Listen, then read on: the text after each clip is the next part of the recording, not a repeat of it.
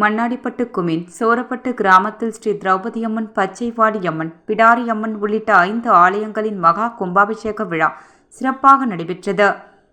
புதுச்சேரி மண்ணாடிப்பட்டு கொமின் சோரப்பட்டு கிராமத்தில் எழுந்தருளியிருக்கும் அருள்மிகு மகா கணபதி ஆலயம் ஸ்ரீ மாரியம்மன், ஸ்ரீ திரௌபதி அம்மன், ஸ்ரீ பச்சைவாடி அம்மன், ஸ்ரீ பிடாரி அம்மன், பொறையாத்தம்மன், ஸ்ரீ ஐயனாரப்பன் உள்ளிட்ட 5 ஆலயங்களின் மகா கும்பாபிஷேக விழா இன்று காலை நடைபெற்றது.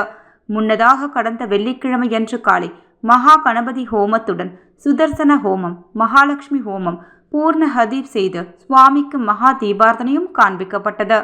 அதனைத் தொடர்ந்து மாலை வாஸ்து சாந்தி, அக்னி பிரதிஷ்டை, கலச ஸ்தாபனம் செய்து முதல் காலையாக பூஜை துவங்கி சனிக்கிழமை காலை 2ஆம் காலையாக பூஜையும், மாலை மகா சாந்தி ஹோமம், திருமஞ்சனம், ராசபந்தனம் செய்து 3ஆம் காலையாக பூஜையும் நடைபெற்றது.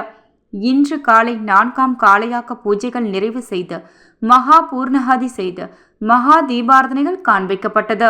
தொடர்ந்து யாத்திரை தானம், கடம் புறப்பாடு நடைபெற்று காலை 8:30 மணியளவில் ஸ்ரீ விநாயகர் கோவில் கும்பாபிஷேகத்துடன் துவங்கி ஸ்ரீ பூரணி பொற்களை சமேத ஐயனாரப்பன் ஆலயம், ஸ்ரீ பிடாரி அம்மன், ஸ்ரீ பொறையாத்தம்மன் ஆலயம், ஸ்ரீ திரௌபதி அம்மன், மாரியம்மன் ஆலயம், ஸ்ரீ பச்சைவாடி அம்மன் ஆலயங்களுக்கான மகா கும்பாபிஷேகம் நடைபெற்றது.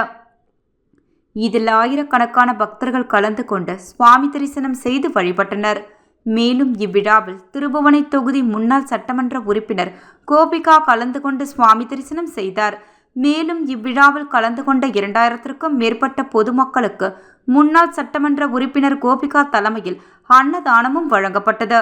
இந்நிகழ்ச்சிக்கான ஏற்பாடுகளை ஆலய அறங்காவலர் குழு மற்றும் கிராம பொதுமக்கள் சிறப்பாக செய்திருந்தனர்.